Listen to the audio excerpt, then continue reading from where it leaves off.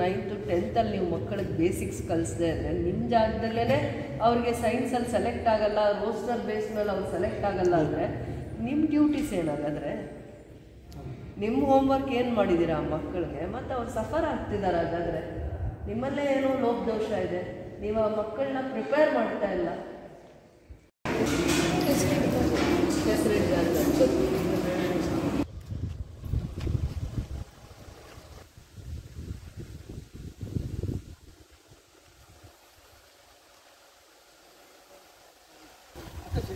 Compound ಇಲ್ಲ,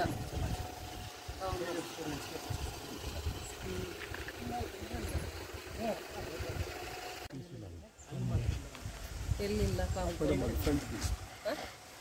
ಫ್ರಂಟಿಗೆ ಮಾತ್ರ ಇಲ್ಲ ಅಂತನಾ? ಫಸ್ಟ್ ಎಂಟ್ರೆನ್ಸ್ ಹಾಕೋದು ಮಾತ್ರ ಇಲ್ಲ ಮೇಡಮ್, ಫಸ್ಟ್ ಅಲ್ಲೇ ಎಂಟ್ರೆನ್ಸ್ ಇತ್ತು.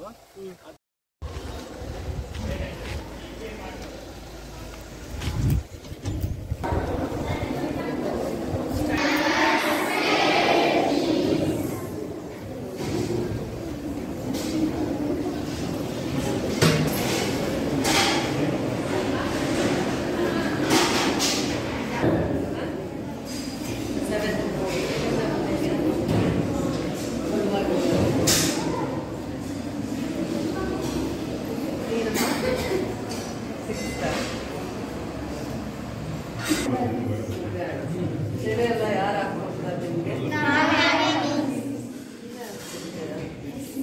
ಒಬ್ಬರಿಗೊಬ್ರು ಹಾಕ್ಕೊತೀರಾ ಅಥವಾ ನೀವೇ ಹಾಕ್ಕೊತೀರಾ?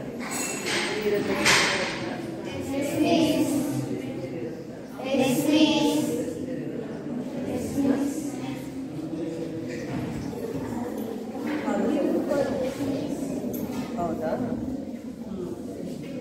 ಬೆಳಗ್ಗೆ ಏನು ತಿಂದ್ರಿ ಎಲ್ಲ? ಚಿತ್ರಾನ್ನ ತಿಂದ್ರಾ? ಏನು ಮೆನು ಚಾರ್ಟ್ ಇರುತ್ತೆ ಆ ಥರನೇ ಊಟ ಕೊಡ್ತಾರಾ?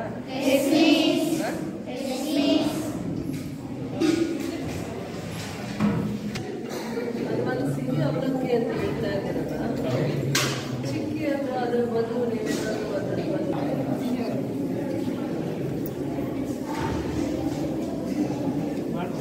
ಆ ಥರ ಮಾಡಿ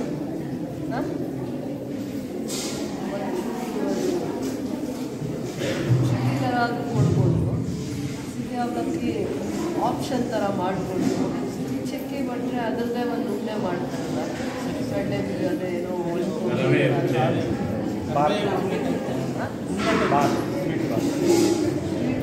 ಅದರದ್ದೇ ಏನೋ ಒಂದು ಉಂಡೆ ಥರ ಮಾಡ್ತಾರೆ.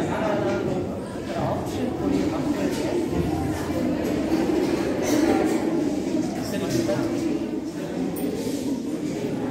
ಕಡಲೆಕಾಳು ಉಸ್ಲಿ ಅದೆಲ್ಲ ಕಲಿತು ಅದೇ ಉಸ್ಲಿ ಥರನೇ ನೀವು ಹೆಸರು ಕಾಳು ಹಾಗೆ ಮಾಡ್ತಾರೆ. ಸರಿ ಥರ ಹೆಸರು ಕಾಳು ಕೆಲವೆಲ್ಲ ಮೊಳಕೆ ಕಟ್ಟೋದು ಕೊಡ್ತೀವಿ.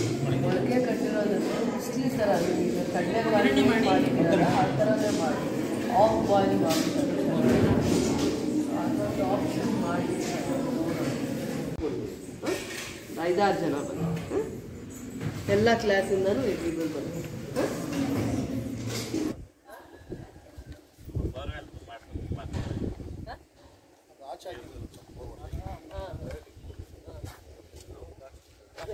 ಅದೇ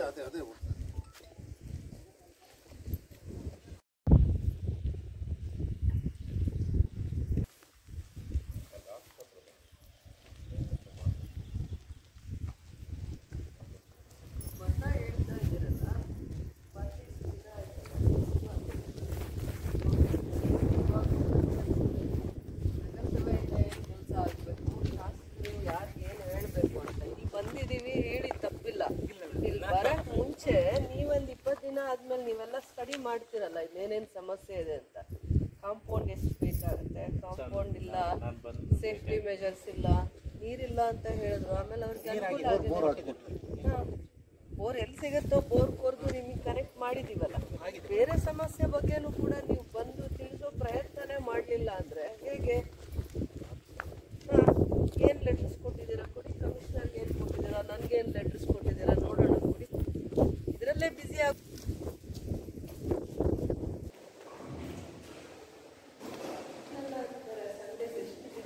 ಪ್ಲಾಂಟೇಶನ್ಸ್ನ ಮಾಡ್ಬೋದು. ಕಲರ್ಫುಲ್ ಇದು ಮುಂದೆ ಅವ್ರ ಕ್ಲಾಸ್ ರೂಮ್ಸ್ ಮುಂದೆ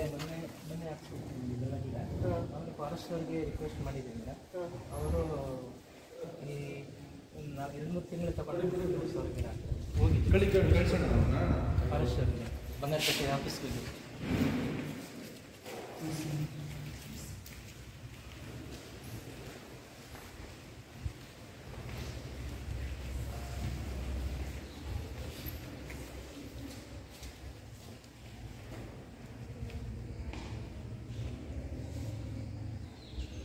ಇಲ್ಲಿ ವಾರ್ಡನ್ ನೀವೇ ಇದ್ದೀರಾ? ಎಲ್ಲ ಸ್ಕೂಲ್ ಕಾಲೇಜೆಲ್ಲ ಅಲ್ಲಿಗೂ ನೀವೇ ವಾರ್ಡನ್ ಇದ್ದೀರಾ? ಮೊದಲು ವಾರ್ಡನ್ಗೆ ಚಾರ್ಜ್ ಕೊಟ್ಟಿದ್ದೀರಲ್ವಾ? ಇಲ್ಲ, ಇವ್ರು ಪ್ರಿನ್ಸಿಪಲ್ ಪ್ರಿನ್ಸಿಪಲ್ ಚಾರ್ಜ್ ಇದ್ರು. ಆಮೇಲೆ ಈಗ ನಾನು ಬಂದಮೇಲೆ ಅವರೇ ಸೀನಿಯರ್ ಇರೋದ್ರಿಂದ ವಾರ್ಡನ್ ಚಾರ್ಜ್ ಅವ್ರಿಗೆ ಹಾಕಿದೆ. ಅವ್ರು ಸೀನಿಯರ್ ಇರೋದು. ಸೀನಿಯರ್ ಎಲ್ಲ ನಾನ್ ಟೀಚಿಂಗ್ ಸ್ಟಾಫ್ ಎಷ್ಟಿದ್ದಾರೆ ಅಂತ ಕೇಳಿದ್ದಾರೆ. ನಾನ್ ಟೀಚಿಂಗು ನರ್ಸು ಒಬ್ಬರು ಮತ್ತೆ ಎಲ್ಲ 20 ಜನ. ಹೌದು ಎಲ್ಲರೂ ಒಂದು ಹತ್ರ ಎಲ್ಲರೂ 72 ಇದ್ದಾರೆ. ಇಲ್ಲಿನ ಮಕ್ಕಳು ಎಷ್ಟು ಜನ ಬಂದಿದ್ದಾರೆ? ಲಾಸ್ಟ್ ಇಯರ್ ಮಕ್ಕಳು ಎಷ್ಟು ಜನ ಕಂಟಿನ್ಯೂ ಆಗ್ತಿದ್ದಾರೆ?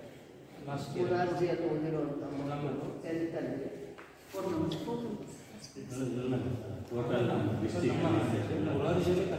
ಇಲ್ಲಿ ಓದ್ತಾ ಇದ್ದಲ್ಲ, ಇಲ್ಲಿ ಮುರಾರ್ಜಿಯಲ್ಲಿ ಓದ್ತಾ ಇದ್ದವ್ರು ಎಷ್ಟು ಜನ ಕಂಟಿನ್ಯೂ ಆಗಿದ್ದಾರೆ? ಆಯಿತು, ಬೇರೆ ಮುರಾರ್ಜಿ ಸ್ಕೂಲ್ಸಲ್ಲಿ ಓದಿರೋವಂಥವ್ರು ಇನ್ನೆಷ್ಟು ಜನ ಇಲ್ಲಿ ಬಂದಿದ್ದಾರೆ? ಇಲ್ಲಿನ ಮಕ್ಕಳೇ ಎಷ್ಟು ಜನ ಇಲ್ಲಿ ಕಂಟಿನ್ಯೂ ಆಗಿದ್ದಾರೆ? ಅದ್ರ ಬೇಕು ಸ್ಟ್ಯಾಟಿಸ್ಟಿಕ್ಸ್. 10th ಇದ್ದಾರಲ್ಲ, ಆ ಮಕ್ಕಳು ಇಲ್ಲೇ ಎಷ್ಟು ಜನ ಸೇರಿದ್ದಾರೆ? ಬರೀ 4 ಜನ. ಯಾಕೆ? ಕಾರಣ ತಿಳ್ಕೊಬೋದಾ? ಯಾಕೆ 4 ಜನ?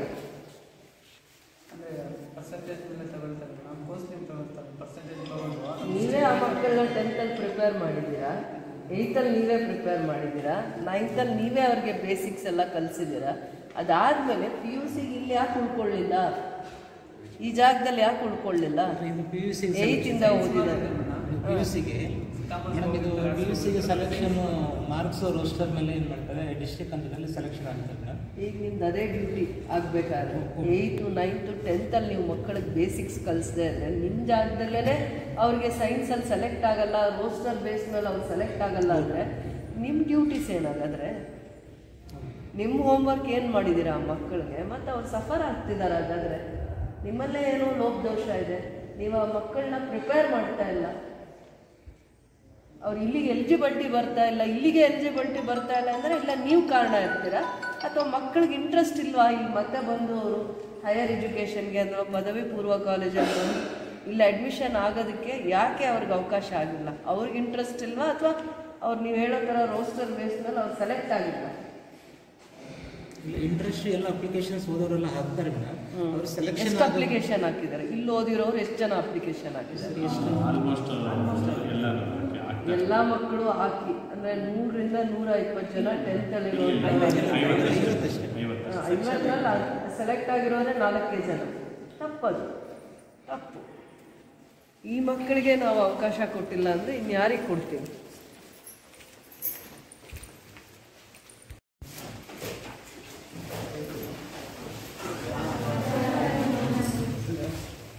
ಆಯ್ತಾ ಎಲ್ಲರೂ? ಎಷ್ಟು ಜನ ಮೊರಾರ್ಜಿ ಶಾಲೆಯಿಂದ ಬಂದಿರೋವಂಥ ಮಕ್ಕಳಿದ್ದೀರ? ಎಷ್ಟು ಜನ? ಕೂತ್ಕೊಳ್ಳಿ ಫಸ್ಟ್. ಏನು ಸಬ್ಜೆಕ್ಟ್ ಇತ್ತು ಇಷ್ಟೊತ್ತು? ಕನ್ನಡ ಸಬ್ಜೆಕ್ಟ್ ಇತ್ತ. ಊಟದ ಟೈಮ್ ಆಗಲಿಲ್ವಾ ನೀವು? ಹಾಂ, ಅದೇನಾಯ್ತು? ಅವ್ರು 4 ಜನ ಸಪ್ರೇಟಾಗಿ ಕೂರಿಸಿದಾರಲ್ಲ, ಏನು ಕಾರಣ? ಹಾಂ, ಸ್ಟ್ರೆಂತೇ ಅಷ್ಟೇ ಇದ್ದಾರ? ಹೌದಾ? ನೀವು 4 ಜನನ ಇರೋದು? ಇಲ್ಲಿ PCMC ಇರುತ್ತಲ್ಲ ಮೇಡಮ್, ಅದು PCMC ಅಲ್ಲಿ ಅವ್ರು ಕಂಪ್ಯೂಟರ್ ಸೈನ್ಸ್ ಅವರು, ಬಯಾಲಜಿ ಅವರು 4 ಜನ ಹಾಕ್ತಾರೆ. ಬಯಾಲಜಿ ಪೂರ್ತಿ ಇರೋದು 25 ಜನ ಮೇಡಮ್. ಅದರಲ್ಲಿ ಹುಡುಗಿರ ಸಂಖ್ಯೆ ಜಾಸ್ತಿ ಇದೆ, ಹುಡುಗರು ಕಡಿಮೆ ಇದ್ದಾರೆ. ಇನ್ನೊಂದ್ಸತಿ ಹೇಳಿ. ನಮ್ಮಲ್ಲಿ ಸೈನ್ಸ್ ಇದೆ PCMCಗೆ ಸೆಲೆಕ್ಟ್ ಆಗಿ ಇರತಕ್ಕಂಥವ್ರು 25 ಜನ PCMCಯಲ್ಲಿ. ಅದರಲ್ಲಿ ಹೆಣ್ಮಕ್ಳ ಸಂಖ್ಯೆ ಜಾಸ್ತಿ ಇದೆ, ಗಂಡು ಮಕ್ಕಳ ಸಂಖ್ಯೆ ಕಡಿಮೆ ಇದೆ. PCMC ಇದೆ. ಅದರಲ್ಲಿ 4 ಜನ. PCMCಯಲ್ಲಿ ಹುಡುಗರು 4 ಜನ. 4 ಜನ. ಮೈಲೇಜ್ PCMB ಯಲ್ಲಿ 4 ಜನ ಇದ್ದಾರೆ, PCMC ಯಲ್ಲಿ ಜಾಸ್ತಿ ಜನ ಇರ್ತಾರೆ. ಕನ್ಫ್ಯೂಷನ್ ಆಗ್ತಾ ಇದೆಯಲ್ಲ ನೀವು? ಇಲ್ಲ ಮೇಡಮ್, ಅಲ್ಲೇ PCMB ಟೋಟಲ್ 13 ಜನ ಇದ್ದಾರೆ ಮೇಡಮ್. ಬಾಯ್ಸ್ ಹೆಣ್ಮಕ್ಳ ಸಂಖ್ಯೆ ಜಾಸ್ತಿ ಇದೆ. ಓಕೆ, ಆಲ್ಮೋಸ್ಟ್ ನೀವು 60% 70% ಮೊರಾರ್ಜಿ ದೇಸಾಯಿ ಸ್ಕೂಲ್ಸ್ ಇಂದಾನೆ ಬಂದಿದ್ದೀರಿ. ಏನ್ ಸಿಸ್ಟಮ್ ಇತ್ತು ನೀವು ಇಲ್ಲಿ ಸೆಲೆಕ್ಟ್ ಆಗುವಾಗ? ಯಾರಾದ್ರೂ ಒಬ್ಬರು ಪ್ರೊಸೀಜರ್ ಹೇಳಕ್ಕಾಗತ್ತಾ? ನಿಂತ್ಕೊಂಡು ಮಾತಾಡಿ. ಒಬ್ಬರು ಈಗ ಸೆಲೆಕ್ಷನ್ ಆಗ್ಬೇಕಾದ್ರೆ ಯಾವ ರೀತಿ ಸೆಲೆಕ್ಟ್ ಮತ್ತೆ ಇದೇ ಮೊರಾರ್ಜಿ ಸ್ಕೂಲಲ್ಲಿ 10th ಓದಿರೋ ಮಕ್ಳು ಯಾರ್ಯಾರು ಇದ್ದೀರಾ? ಕೈ ಎತ್ತಿ.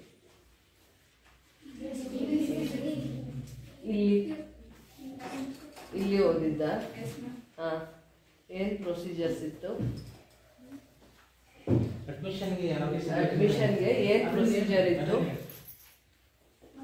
ಫಸ್ಟ್ ಅಪ್ಲಿಕೇಶನ್ ಹಾಕೋದು, ಆಮೇಲೆ ಹಾ, ಮತ್ತೆ ಸೆಲೆಕ್ಟ್ 4 ರೌಂಡ್ಸ್ ಇರುತ್ತೆ ಮ್ಯಾಮ್, ಅದರಲ್ಲಿಂದ ಸೆಲೆಕ್ಟ್ ಮಾಡ್ಕೊತಾರೆ. 4 ರೌಂಡ್ಸ್ ಅಲ್ಲಿ ಇಲ್ಲಿ ಮತ್ತೆ ಎಲ್ಲಿ ಪ್ರಯತ್ನ ಮಾಡಿದ್ದೆ? ಇಲ್ಲಿ ಇಲ್ಲ ಮ್ಯಾಮ್, ನಾವು ಇಲ್ಲಿಗೆ ಇಲ್ಲಿ ಒಂದ್ ಹತ್ರ ಹಾಕಿದ್ರ? ಇನ್ನು ಎಷ್ಟು ಜನ ನಿನ್ ಫ್ರೆಂಡ್ಸ್ ಹಾಕಿದ್ರು? ನಿಮ್ ಜೊತೆ ಓದ್ತಾ ಇದ್ದವ್ರು ಎಷ್ಟು ಜನ ಹಾಕಿದ್ರು? ಹಾಕಿದ್ದಿದ್ದೇ ಇಬ್ರೇನಾ? ಹಾಕಿದ್ದಿದ್ದೇ ಇಬ್ರು. ಎಷ್ಟು ಮಾರ್ಕ್ಸ್ ಇತ್ತು ನಿಮ್ದು? ಸ್ಕೋರಿಂಗ್ ಏನಿತ್ತು 10th ಅಲ್ಲಿ? ನಮ್ದು 10th ಅಲ್ಲಿ 548. ನಿಮ್ದು 512 ಇತ್ತು. ಇಬ್ಬರೇ ಅರ್ಜಿ ಹಾಕೊಂಡಿದ್ರ? ಬೇರೆ ಕಾಲೇಜ್ಗೆ ಹಾಕಿದ್ರ? ಟೀಚಿಂಗ್ ಹೇಗಿದೆ? ಟೀಚಿಂಗ್ ಚೆನ್ನಾಗಿದೆಯಾ? ಪಾಠ ಮಾಡೋದೆಲ್ಲ ಅರ್ಥ ಆಗುತ್ತಾ? ಮತ್ತೆ ಎಕ್ಸ್ಟ್ರಾ ಕ್ಲಾಸಸ್ ತಗೋತಾರ? ಯಾವ ತರ ಅವ್ರಿಗೆ ನೀಟಾಗಿ ಪ್ರಿಪೇರ್ ಮಾಡ್ತೀರಾ? ಬೆಳಿಗ್ಗೆ ಏನಿರುತ್ತೆ ಸಿಸ್ಟಮ್?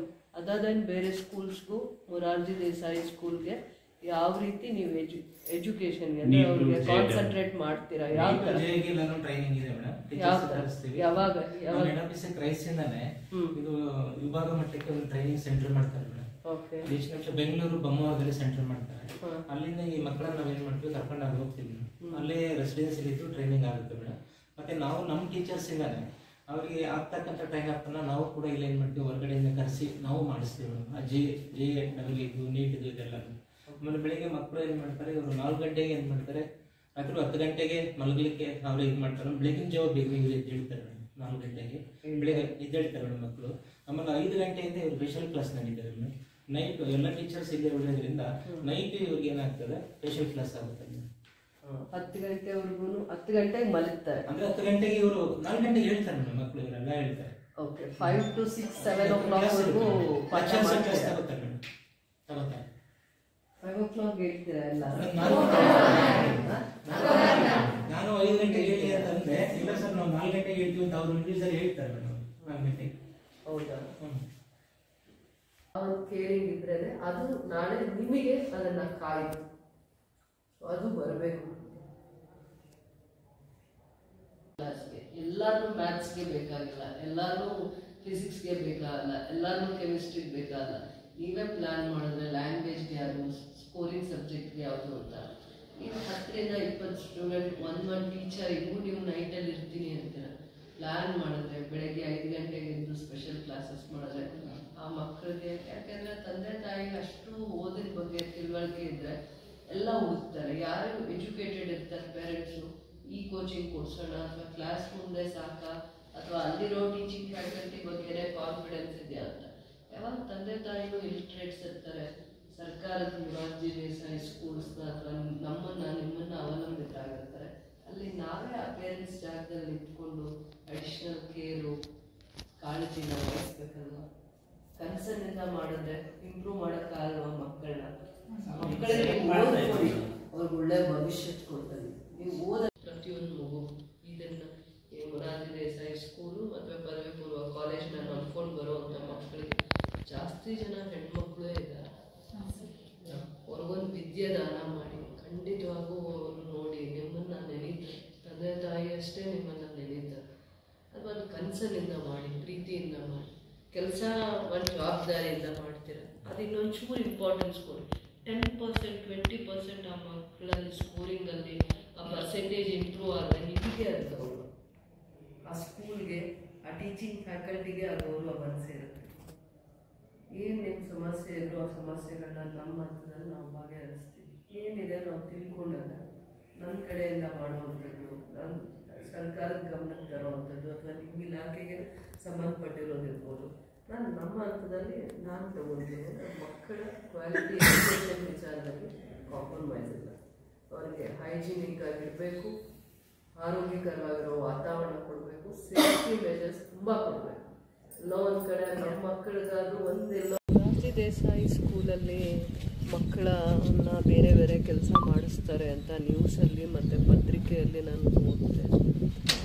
ನೆನ್ನೆ ನ್ಯೂಸಲ್ಲಿ ನೋಡಾದ್ಮೇಲೆ ನನಗೆ ನನ್ನ ತಾಲೂಕಲ್ಲಿ KGF ತಾಲೂಕಲ್ಲಿ ಹೇಗಿದೆ ಮೊರಾರ್ಜಿ ದೇಸಾಯಿ ಸ್ಕೂಲಲ್ಲಿ ಯಾವ ರೀತಿ ನಡ್ಕೋತಾ ಇದ್ದಾರೆ ಮಕ್ಕಳ ಜೊತೆ ಅಂತ ಪ್ರಾಂಶುಪಾಲರು 2 ತಿಂಗಳಾಗಿದೆ ಇಲ್ಲಿ ಬಂದು, ನಾಗರಾಜ್ ಅಂತ, ಮತ್ತು ಎಲ್ಲ ಟೀಚಿಂಗ್ ಫ್ಯಾಕಲ್ಟಿ ನಾನ್ ಟೀಚಿಂಗ್ ಫ್ಯಾಕಲ್ಟಿ ಅವ್ರನ್ನ ಹೇಳ್ದೇ ಒಂದು ಅಬ್ಸರ್ವೇಷನ್ ಮಾಡೋಣ ಅಂತ ಅದು ಒಂದು ಮನಸ್ಸಲ್ಲಿ ಇಟ್ಕೊಂಡೇ ಬಂದೇ ಇವತ್ತು.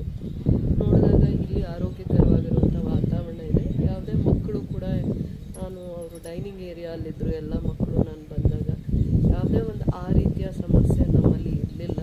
ಬಟ್ ನಾನು ಕಾಳಜಿಗೋಸ್ಕರ ರಾಜಿ ದೇಸಾಯಿ ಸ್ಕೂಲಲ್ಲಿ ಏನು ವಾತಾವರಣ ಇರ್ಬೋದು, ಈ ರೀತಿ ಪತ್ರಿಕೆಯಲ್ಲಿದೆ, ಮಾಧ್ಯಮದಲ್ಲಿ ಬಂದಿದೆಯಲ್ಲ ಅಂತಂದ್ಬಿಟ್ಟು ಆ ಒಂದು ವಿಚಾರ ಮನಸ್ಸಿನಲ್ಲಿ ಇಟ್ಕೊಂಡು ತಂದೆ ತಾಯಿನ ಬಿಟ್ಟು ವಿದ್ಯಾಭ್ಯಾಸಕ್ಕೋಸ್ಕರ ಸರ್ಕಾರದ ವ್ಯವಸ್ಥೆಯಲ್ಲಿರುವಂಥ ಮೊರಾರ್ಜಿ ದೇಸಾಯಿ ಸ್ಕೂಲ್ಸಲ್ಲಿ ಓದೋವಂಥ ಮಕ್ಕಳಿಗೆ ಏನೇನು ಸಮಸ್ಯೆ ಇದ್ದರೂ ಕೂಡ ಅದನ್ನು ನಾವು ಕಾಳಜಿಯಿಂದ ಗಂಭೀರವಾಗಿ ತಗೊಂಡು ಬಗೆಹರಿಸುವಂಥ ಪ್ರಯತ್ನ ಮಾಡಬೇಕು ಅಂತ ನನ್ನ ಕಳಕಳಿಯಿಂದ ಬಂದಿದ್ದೀನಿ. ನಾನು ಅಂಥದ್ದು ಏನೇ ಸಮಸ್ಯೆಗಳು ಈ ಭಾಗದಲ್ಲಿ ಇಲ್ಲ.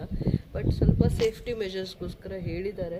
ಇಲ್ಲಿನ ಪ್ರಿನ್ಸಿಪಲ್ಲು ಮತ್ತು ಟೀಚಿಂಗ್ ಫ್ಯಾಕಲ್ಟಿ ಅವರು ಕೆಲವೊಂದು ಹೇಳಿದ್ದಾರೆ. ಇಲ್ಲಿಗೂ ಕೂಡ ಕೆಲವೊಂದು ಸೇಫ್ಟಿ ಮೆಜರ್ಸ್ನ ಅವಶ್ಯಕತೆ ಇದೆ ಅಂತಂದ್ಬಿಟ್ಟು ನಾನು ಮತ್ತು ನಗರಸಭೆಯಿಂದ ಪೌರಾಯುಕ್ತರು ಬಂದಿದ್ದಾರೆ, ಪವನ್ ಅವರು. ಸೊ ಅವೇನು ಹೇಳಿದ್ದಾರೆ, ಕಾಂಪೌಂಡ್ ಇರ್ಬೋದು, ಮತ್ತು ಇಲ್ಲಿ ಜಿಮ್ ಎಕ್ವಿಪ್ಮೆಂಟ್ಸು ಮತ್ತು ಸೋಲಾರ್ ಲೈಟಿಂಗ್ಸು, ಅದಾದಮೇಲೆ ಗ್ರೌಂಡ್ ಒಂದು ಹೇಳಿದ್ದಾರೆ. ಸೊ RO ಪ್ಲ್ಯಾಂಟ್ ಕುಡಿಯೋ ನೀರ್ದು, ಈ ಒಂದು 5 ಕೂಡ ನಾವು ಹಂತವಾಗಿ ಇಲ್ಲಿಗೆ ಮೊರಾರ್ಜಿ ದೇಸಾಯಿ ಸ್ಕೂಲು ಮತ್ತು ಪದವಿ ಪೂರ್ವ ಕಾಲೇಜ್ ಇದ್ದಾರೆ. 360 ಸ್ಟ್ರೆಂತ್ ಇದ್ದಾರೆ, 80% ಹೆಣ್ಮಕ್ಳೇ ಇದ್ದಾರೆ. ಸೊ ಅವರಿಗೆ ನಾವು ಹಂತವಾಗಿ ಇವನ್ನ ಮಾಡ್ತೀವಿ ಅಂತ ಮಾತು ಕೊಟ್ಟಿದ್ದೇನೆ.